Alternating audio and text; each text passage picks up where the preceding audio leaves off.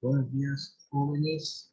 Este es el segundo video de la clase de hoy de Derecho Penal Acusatorio, fase intermedia, juicio oral y recursos. Hoy sábado, 6 de marzo de 2021, impartido a los jóvenes del octavo cuatrimestre de la licenciatura en Derecho. Continuamos con el artículo 390 respecto a los medios de prueba nueva y de refutación del Código Nacional de Procedimientos Penales.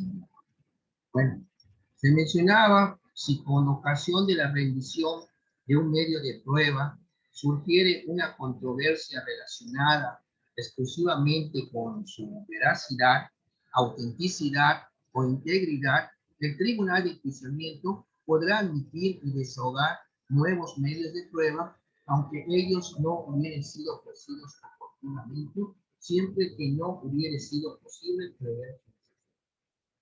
El medio de prueba debe ser ofrecido antes de que se cierre el debate, para lo que el Tribunal de Enjuiciamiento deberá salvaguardar la oportunidad de la contraparte del oferente de los medios de prueba supervenientes o de reputación para preparar los contrainterrogatorios de testigos o peritos, según sea el caso, y para ofrecer la práctica de diversos medios de prueba encaminados a controlar el desarrollo de la audiencia de juicio. Empezamos con 391, la apertura de la audiencia de juicio. En el día y la hora citados, el Tribunal de Enjuiciamiento se convertirá en el lugar señalado para la audiencia. Quien la presida verificará la presencia de los demás jueces, de las partes, de los testigos, peritos o intérpretes que deban participar en el debate y de la existencia de las cosas que deban exhibirse en él, y la va a declarar abierta. Advertirá al acusado y al público sobre la importancia y el significado de lo que acontecerá en la audiencia e indicará al acusado que esté atenta a él. Cuando un testigo o un perito no se encuentre presente al iniciar la audiencia, pero haya sido debidamente notificado para asistir en una hora posterior y se tenga la certeza de que comparecerá, el debate podrá iniciarse. El juzgador que presida la audiencia de juicio señalará las acusaciones que deban ser objeto de juicio contenidas en el auto de apertura a juicio y los acuerdos probatorios a que se hubiesen llegado las partes. ¿Qué incidentes pueden darse en las audiencias de juicio? Los incidentes que se hayan promovido en el transcurso de la audiencia de debate o juicio se resolverán inmediatamente por el Tribunal de Enjuiciamiento, salvo que por su naturaleza sea necesario suspender la audiencia. Las decisiones que recayeren sobre estos incidentes no podrán ser susceptibles de recurso al tribunal. El artículo 393 nos habla de la división del debate único. Si la acusación tuviere por objeto varios hechos punibles atribuidos uno o a más imputados, el Tribunal de Enjuiciamiento podrá disponer, incluso a solicitud de parte, que los debates se lleven a cabo separadamente y en forma continua. El Tribunal de Enjuiciamiento podrá disponer la división de un debate en ese momento y de la misma manera, cuando resulte conveniente para resolver adecuadamente sobre la pena y para una mejor defensa de los acusados. En el artículo 394 habla de los alegatos de apertura. En la clase anterior, en su síntesis, está en qué consiste, cómo se estructura, un ejemplo, como les mencioné al inicio de la clase. Dice, una vez abierto el debate, el juzgador que presida la audiencia de juicio concederá la palabra al Ministerio Público para que exponga de manera concreta y oral la acusación y una descripción sumaria de las pruebas que utilizará para demostrar. Es ahí es lo que se conoce como alegato de apertura, y ahí el Ministerio Público debe exponer su teoría del caso. Esto es una exposición que se hace al inicio de la audiencia de debate. Acto seguido, se considera la palabra al asesor jurídico de la víctima o el ofendido, si lo hubiere, para los mismos efectos. Posteriormente, se ofrecerá la palabra al defensor, quien podrá expresar lo que al interés del imputado convenga en forma concreta y además oral. Artículo 395. ¿Cuál va a ser el orden de recepción de las pruebas en la audiencia del juicio? Cada parte determinará el orden en que se desahogará sus medios de prueba. Corresponde recibir primero los medios de prueba admitidos al Ministerio Público, posteriormente los de la víctima o ofendido del delito y finalmente los de la defensa. El artículo 396 nos refiere del principio de oralidad que tiene que prevalecer toda la audiencia. La audiencia de juicio será oral en todo momento. El 397 nos habla sobre decisiones en audiencia. Las determinaciones del Tribunal de Enjuiciamiento serán emitidas oralmente.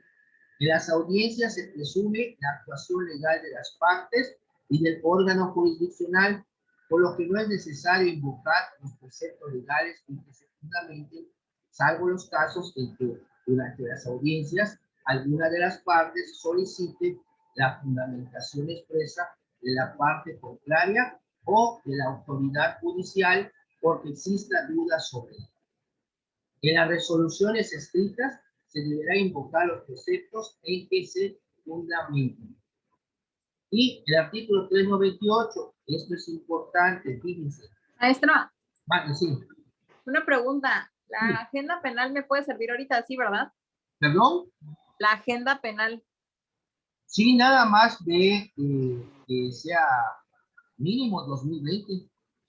Ah, ok, creo que sí. Sí, porque el Código Nacional, así ya vieron que también en la Constitución están reformas. Entonces hay que estar al día con las reformas. Ok.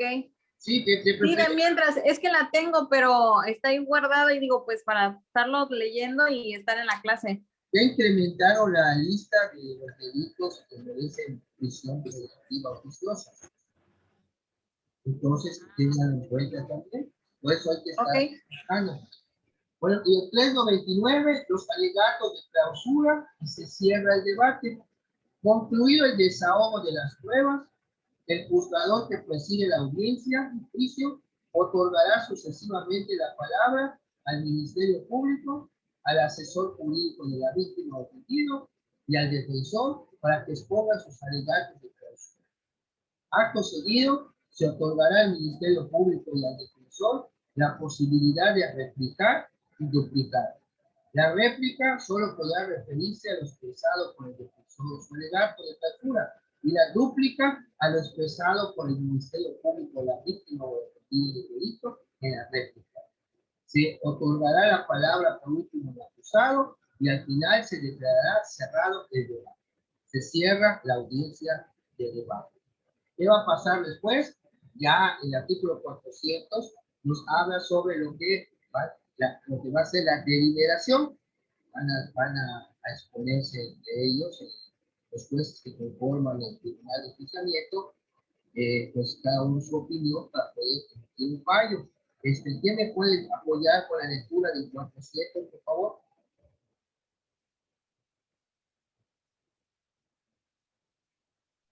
Profe, doña Yuli y Geonadab no se pueden conectar porque su internet está fallando. Y bueno, ya si se dan cuenta ustedes, ya hoy es nuestra penúltima clase. ¿De qué artículo, profe? ¿397? 400. 400. Sí, ¿Deliberación? así es. Ok.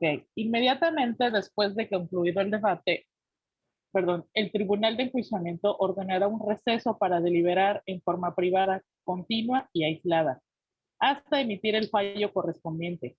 La deliberación no podrá exceder de 24 horas sin suspenderse, salvo en caso de enfermedad grave del juez o miembro del tribunal.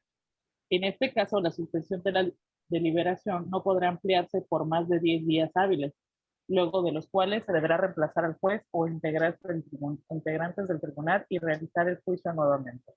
Wow. Y ya vieron cómo están. Situación.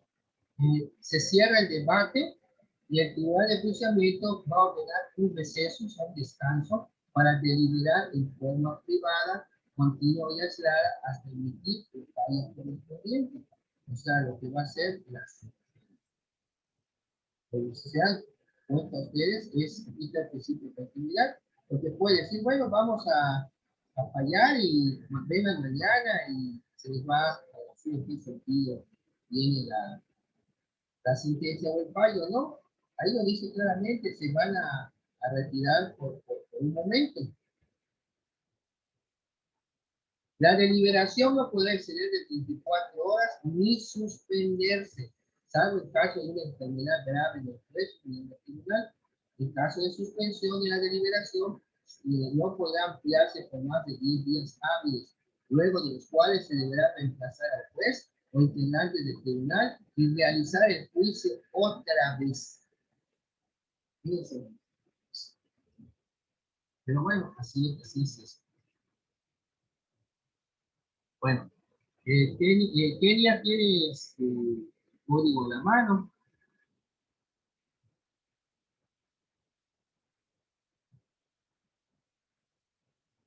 ¿Está Kenia por ahí?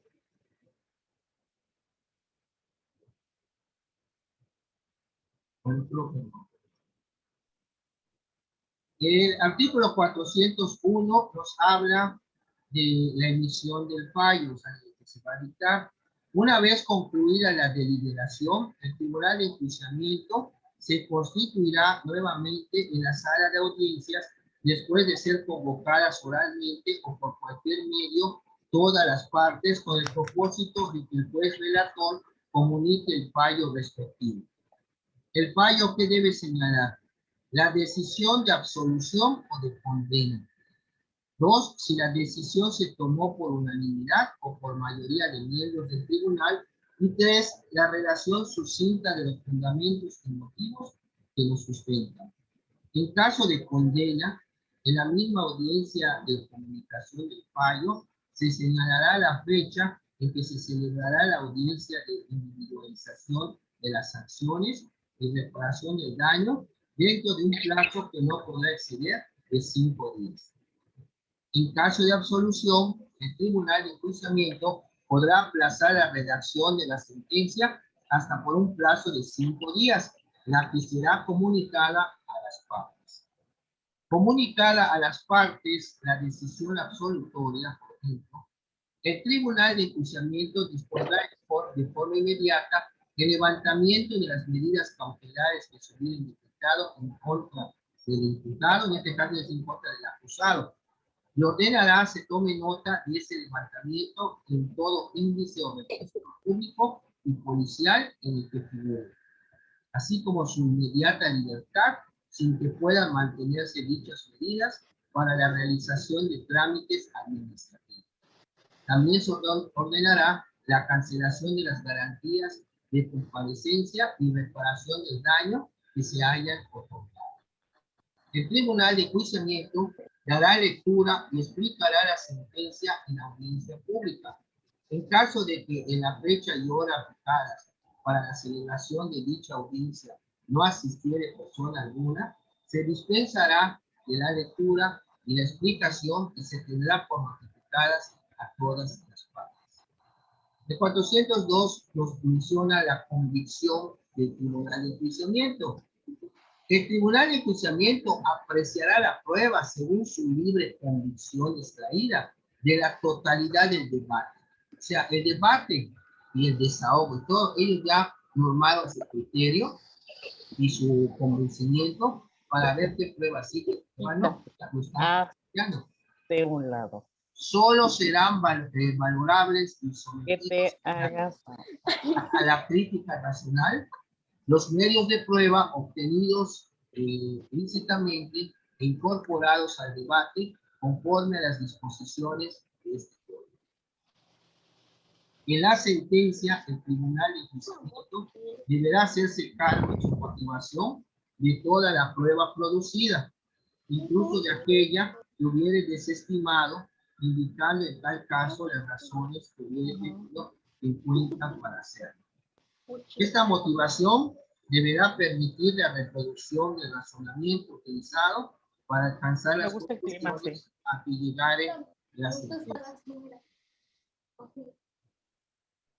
Bueno, nadie podrá ser condenado sino cuando el tribunal que lo juzgue adquiera la convicción más allá de toda duda razonable de que el acusado es responsable de la comisión del hecho por el que se siguió el juicio. La duda siempre favorece al acusado. No se podrá condenar a una persona con el solo mérito de su propia declaración. El artículo 403 nos señala cuáles son los requisitos que debe de tener la sentencia. Primero tenemos la mención del tribunal de enjuiciamiento y el nombre del juez o los jueces que lo integran. Es el primer requisito. Número 2, la fecha en que se dicta.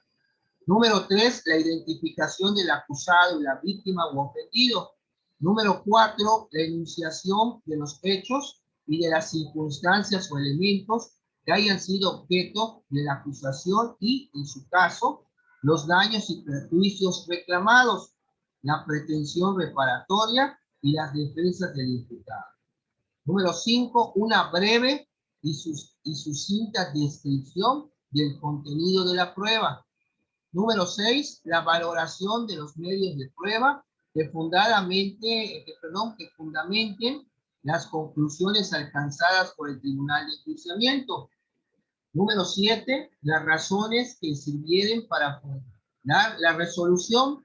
8, la determinación y la exposición clara, lógica y completa de cada uno de los hechos y circunstancias que se consideren probados y de la valoración de las pruebas que fundamenten dichas conclusiones.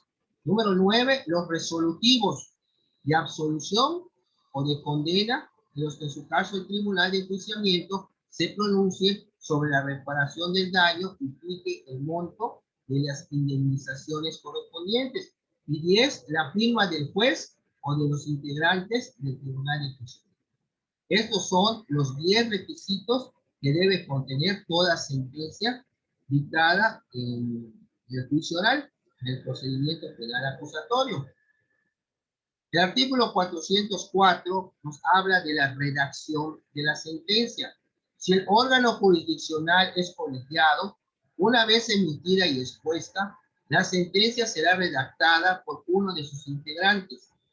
Los jueces resolverán por unanimidad o por mayoría de votos, pudiendo fundar separadamente sus conclusiones o en forma conjunta si estuvieran de acuerdo. El voto disidente será redactado por su autor. La sentencia señalará el nombre de su redactor. La sentencia producirá sus efectos desde el momento de su explicación y no desde su formulación escrita. ¿Y qué pasa si se trata de una sentencia absolutoria? En la sentencia absolutoria, el Tribunal de Enjuiciamiento ordenará que se tome nota del levantamiento de las medidas cautelares. Haz un favor, no hables, que no escucho. De todo índice o registro público y policial en el que figure y será ejecutable inmediatamente. En su sentencia absolutoria, el Tribunal de Enjuiciamiento determinará la causa de exclusión del delito.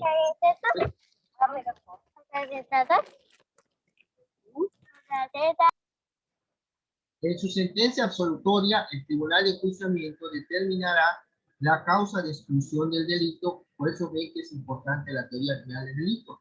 Hay que poner por qué se excluye el delito, para lo cual podrá tomar como referencia, en su caso, las causas de atipicidad, de justificación o de inculpabilidad bajo los rubros siguientes. sea, ahí expone cuáles son las causas de tipicidad, cuáles son las causas de justificación y cuáles son las causas de inculpabilidad. De ser el caso, el tribunal de enjuiciamiento también podrá tomar como referencia que el error de prohibición invencible solamente atenúa la culpabilidad y con ello atenúa también la pena, dejando subsistente la presencia del dolo, igual como ocurre en los casos de exceso de legítima defensa o imputabilidad disminuida. Y en el caso del 406 nos habla de la sentencia condenatoria, que es esta va a fijar las penas, a cuántos años se van a hacer acreedores de los acusados o el acusado, o en su caso, la medida de seguridad, y se pronunciará sobre la suspensión de las mismas y la eventual aplicación de alguna de las medidas alternativas a la privación o a la restricción de libertad previstas en la ley. La sentencia que condenare a una pena, la sentencia que condenare a una pena privativa de la libertad deberá expresar con toda precisión el día desde el cual empezará a contarse y fijará el tiempo de detención o prisión preventiva que deberá servir de base para su cumplimiento. La sentencia condenatoria dispondrá también el decomiso de los instrumentos o los efectos del delito o su restitución cuando fuera procedente.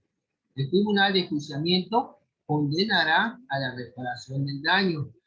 Cuando la prueba producida no permite establecer con certeza el monto de los daños y perjuicios o de las indemnizaciones correspondientes, el tribunal de enjuiciamiento podrá condenar genéricamente a reparar los daños y los perjuicios y ordenar que se liquiden en ejecución de sentencia, pero por la vía incidental, siempre que estos se hayan demostrado, así como su deber de reparar.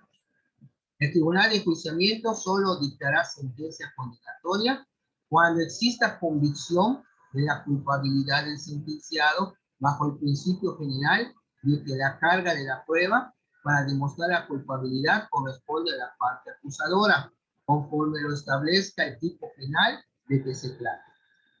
Al dictar sentencia condenatoria, se indicarán los márgenes de la punibilidad del delito y quedarán plenamente acreditados los elementos de la clasificación jurídica, es decir, el tipo penal que se atribuye, el grado de la ejecución del hecho, la forma de intervención y la naturaleza dolosa o culposa de la conducta, así como el grado de lesión o puesta en riesgo del bien jurídico.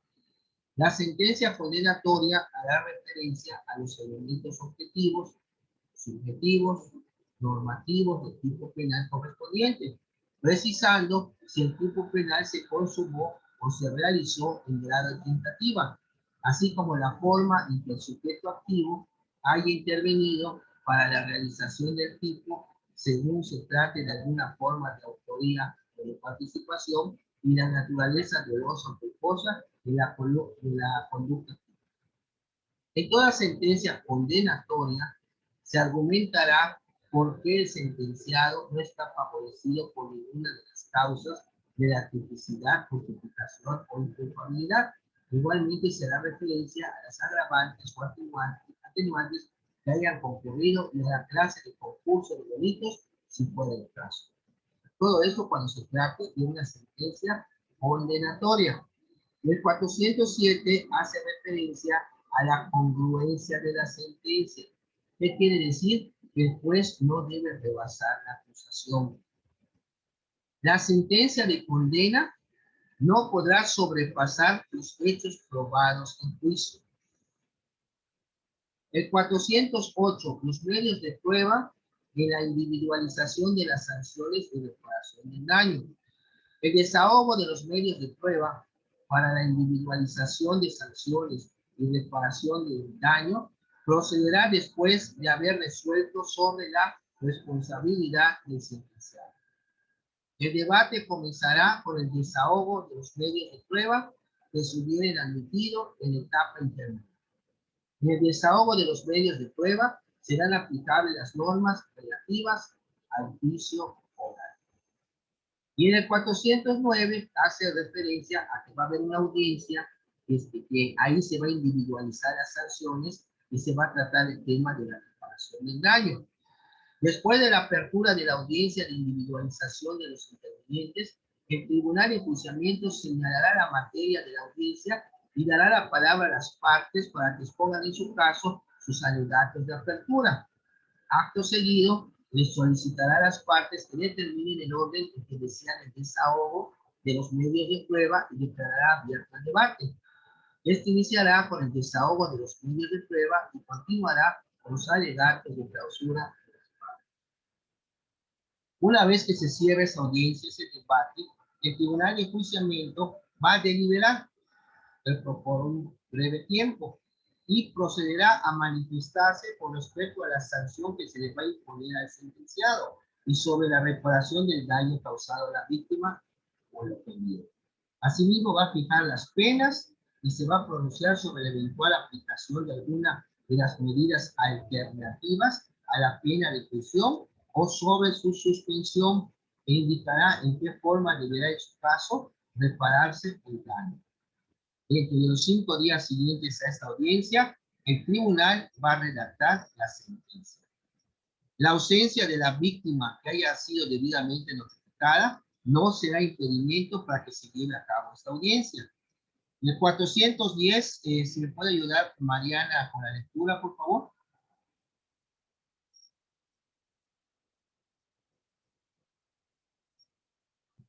Sí, profe, voy.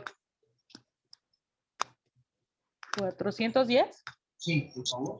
Criterios para la individualización de la sanción penal. Medida de seguridad. O sea, ¿qué criterios va a tener el juez para poderle aplicar esas sanciones penales? ¿Qué es lo que va a tomar en cuenta?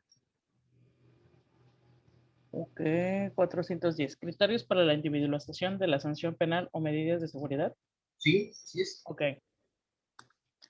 El Tribunal de Enjuiciamiento, al individualizar las penas o medidas de seguridad aplicables, deberá tomar en consideración lo siguiente.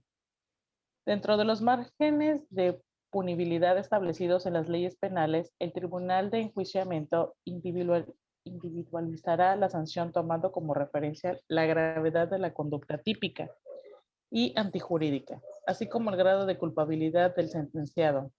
Las medidas de seguridad no accesorias a la pena y las consecuencias jurídicas aplicables a las personas morales serán individualizadas, tomando solamente en consideración la gravedad de la conducta típica y antijurídica. Luego dice, la gravedad de la conducta típica y antijurídica estará determinada por el valor del bien jurídico, su grado de afectación, la naturaleza dolosa o culposa de la conducta, los medios empleados, las circunstancias de tiempo, modo, lugar u ocasión del hecho, así como por la forma de intervención del sentenciado. El grado de culpabilidad estará determinado por el juicio de reproche, según el sentenciado haya tenido bajo las circunstancias y características del hecho. La posibilidad concreta de comportarse de distinta manera y de respetar la norma jurídica quebrantada. Si en un mismo hecho intervinieron varias personas, cada una de ellas será sancionada de acuerdo con el grado de su propia culpabilidad. Para determinar el grado de culpabilidad, también se tomará en cuenta los motivos que impulsaron la conducta del sentenciado, las condiciones fisiológicas y psicológicas especificadas en que se concentraba en el momento de la comisión del hecho, la edad, el nivel educativo, las costumbres, las condiciones sociales y culturales, así como los vínculos de parentesco, amistad o relación que guarde con la víctima o ofendido. Igualmente se tomará en cuenta las demás circunstancias especiales del sentenciado, víctima u ofendido, siempre que resulten relevantes para la individualización de la sanción. Luego dice, se podrán tomar en consideración los dictámenes periciales y otros medios de prueba para los fines señalados en el presente artículo. Cuando el sentenciado pertenezca a un grupo étnico o pueblo indígena, se tomará en cuenta, además de los aspectos anteriores, sus usos y costumbres. En caso de concurso real, se impondrá la sanción de delito más grave, la cual podrá aumentarse con las penas que la ley contempla para cada uno de los delitos restantes, sin que exceda de los máximos señalados en la ley penal aplicable.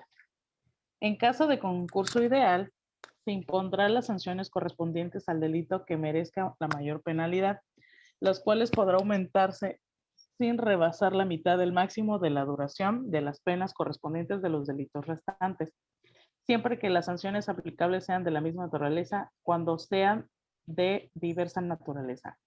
Podrán imponerse las consecuencias jurídicas señaladas para los restantes delitos. No habrá concurso cuando las conductas constituyan un delito continuado. Sin embargo, en estos casos aumentará la sanción penal hasta en una mitad de la correspondiente al máximo del delito cometido. El aumento o la disminución de la pena, fundados en las relaciones personales o en las circunstancias subjetivas del autor de un delito, no serán aplicables a los demás sujetos que intervinieron en aquel. Sí serán aplicables las que se fundamenten en circunstancias objetivas, siempre que los demás sujetos tengan conocimiento de ellas. Ay. El 411 habla sobre la emisión y la exposición de las sentencias. El tribunal de enjuiciamiento deberá explicar toda sentencia de absolución o condena, por si existe alguna duda. O sea, se lee y se tiene que explicar. Es lo que es la explicación de la sentencia. La sentencia, cuando hablamos de sentencia firme, es la sentencia que pasó el tiempo para poder ser ejecutada y no se impugnó y queda firme. Cuando se dice ha causado estado la sentencia, pues ya quedó ejecutada. Sentencia firme.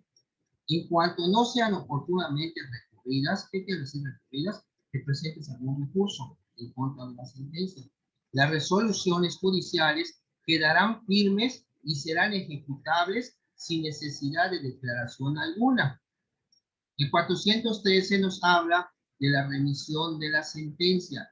El tribunal de enjuiciamiento, dentro de los 3 días siguientes a aquel en que la sentencia condenatoria quede firme, deberá remitir copia autorizada de la misma al juez que le corresponda, la ejecución correspondiente y a las autoridades penitenciarias que intervienen en el procedimiento de ejecución para su debido cumplimiento.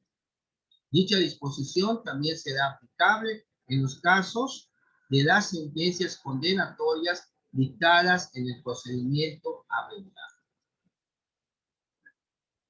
Continuando con el tema, vamos a ver el título 9, hay un procedimiento para las personas inimputables, de las personas que no se puede imputar algún hecho delictuoso ni son responsables en la comisión de estos. El artículo 414 nos habla del procedimiento para la aplicación de ajustes razonables en la audiencia inicial. Dice, a de la audiencia inicial, nos estamos yendo a la etapa de investigación cuando el Ministerio Público formaliza a su carpeta de investigación ante el juez de control. Si en el curso de la audiencia inicial aparecen indicios de que el imputado está en alguno de los supuestos de inimputabilidad previstos en la parte general del Código Penal aplicable, cualquiera de las partes podrá solicitar al juez de control que ordene la práctica de peritajes que determine si efectivamente es inimputable y en su caso de serlo, si la inimputabilidad es permanente o transitoria y en su caso si esta fue provocada por el imputado.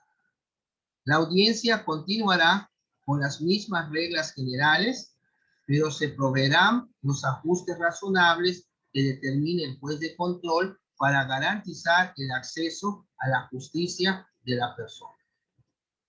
En los casos en que la persona se encuentre retenida, el Ministerio Público deberá aplicar ajustes razonables para evitar un mayor grado de vulnerabilidad y el respeto a su integridad personal.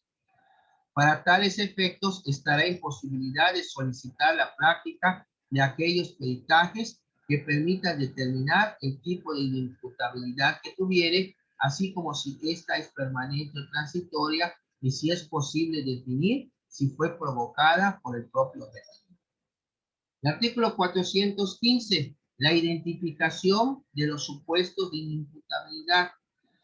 Si el imputado ha sido vinculado a proceso y se estima que está en una situación de inimputabilidad, las partes podrán solicitar al juez de control que se lleven a cabo los peritajes necesarios para determinar si se acredita tal extremo, así como si la inimputabilidad que presente pudo ser propiciada o no por la persona.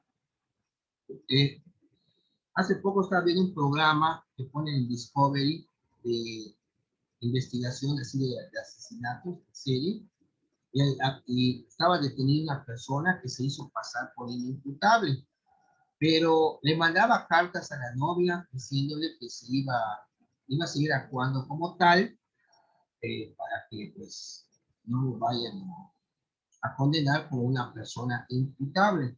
Y le dijo, después de que lea las cartas, quémalas, pero no lo hizo la novia. Hubo un cateo en la casa de ella y encontraron las cartas y la fiscalía se las entregó al juez. Y ya se imaginarán, le echaron cadenas perpetuas, y creo que para cada reencarnación que pudiera tener este bandido. Pero fíjense ustedes cuando están hablando de la cuestión de la imputabilidad, pero hay que hacer peritajes para demostrar que no estás bien la cabeza. Ajustes al procedimiento, el 416. Si se determina el estado de inimputabilidad del sujeto, el procedimiento ordinario se aplicará observando las reglas generales del debido proceso con los ajustes del procedimiento que en el caso concreto acuerde el juez de control, escuchando al Ministerio Público y al defensor, con el objeto de acreditar la participación de la persona inimputable en el hecho atribuido y, en su caso, determinar la aplicación de las medidas de seguridad que se estimen pertinentes. En caso de que el estado de inimputabilidad cese, o sea, se acabe, se continuará con el procedimiento ordinario sin los ajustes respectivos. El 417, las medidas cautelares que se le aplican a los inimputables. Se podrán imponer medidas cautelares a personas inimputables de conformidad con las reglas del proceso ordinario o los ajustes del procedimiento que disponga el juez de control para el caso en que resulte procedente. El solo hecho de ser imputable no será razón suficiente para imponer medidas cautelares. Y el 418 señala prohibición del procedimiento abreviado. El procedimiento abreviado que vimos, acuérdense, como una de las formas de determinación anticipada, ¿se acuerdan? El procedimiento abreviado no será aplicable a personas inimputables. Acuérdense que en el procedimiento abreviado tiene que aceptar su culpa, pero aceptar su culpa es porque sabes que lo que hiciste, pero una persona inimputable no lo sabe, entonces no se puede aplicar el procedimiento abreviado con personas inimputables. La resolución del caso, comprobada la existencia del hecho que la ley señala como delito y que el inimputable intervino en su comisión, ya sea como autor o como partícipe, sin que a su favor opere alguna causa de justificación prevista en los códigos sustantivos, el Tribunal de Enjuiciamiento resolverá el caso indicando que hay base suficiente para la imposición de la medida de seguridad que resulte aplicable. Asimismo, le corresponderá al órgano jurisdiccional determinar la individualización de la medida en atención a las necesidades de prevención especial positiva, respetando los criterios de proporcionalidad y de mínima intervención. Si no se acreditan estos requisitos, el Tribunal de Enjuiciamiento va a absolver al inimputable. La medida de seguridad en ningún caso podrá tener mayor duración a la pena que le pudiera corresponder en caso de que sea imputable. Y el título 10 se refiere a procedimientos especiales cuando se trata, por ejemplo, de pueblos y comunidades indígenas. El artículo 420 nos dice, cuando se trate de delitos que afecten bienes jurídicos propios de un pueblo o comunidad indígena o bienes personales de alguno de sus miembros, y tanto el imputado como la víctima, o en su caso sus familiares, acepten el modo en que la comunidad, conforme a sus propios sistemas normativos en la regulación y solución de sus conflictos internos, proponga resolver el conflicto, se declarará la extinción de la acción penal, salvo en los casos en que la solución no considere la perspectiva de género, afecte la dignidad de las personas, el interés superior de los niños y las niñas o del derecho a una vida libre de violencia hacia la mujer. En estos casos, cualquier miembro de la comunidad indígena podrá solicitar que así se declare ante el juez competente. Se excluyen de lo anterior los delitos previstos para la prisión preventiva oficiosa en este código y en la legislación aplicable. Y hay aparte su procedimiento para las personas jurídicas. Estamos hablando de las personas morales. A ver, queda... Mariana, ¿me puedes apoyar con el 421, por favor?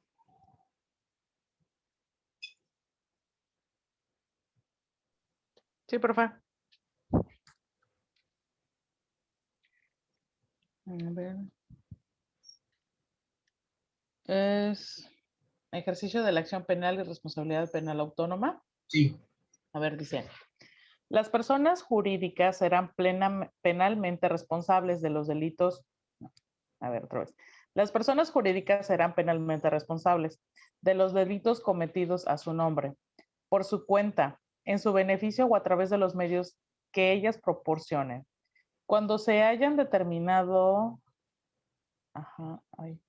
que además existió la inobservancia del debido control de su organización. Lo anterior con independencia de la responsabilidad penal en que puedan incurrir sus representantes o administradores de hecho o de derecho. El Ministerio Público podrá ejercer la acción penal en contra de las personas jurídicas con excepción de las instituciones estatales, independientemente de la acción penal que pudiera ejercer contra las personas físicas involucradas en el delito cometido. No se extinguirá la responsabilidad penal de las personas jurídicas cuando se transformen, fusionen, absorban o escindan. En estos casos, el traslado de la pena podrá graduarse atendiendo a la relación que guarde con la persona jurídica originariamente responsable del delito. La responsabilidad penal de la persona jurídica tampoco se extinguirá mediante la discusión aparente, cuando continúe su actividad económica y se mantenga la identidad sustancial de sus clientes, proveedores, empleados o de la parte más relevante de todos ellos. Vamos a parar un momentito, ya vamos a ir al corte y ya regresamos para concluir la clase. Quedan todavía 20 minutos. Ok, profe. Por favor, Ok. aquella también, ¿no? Ok.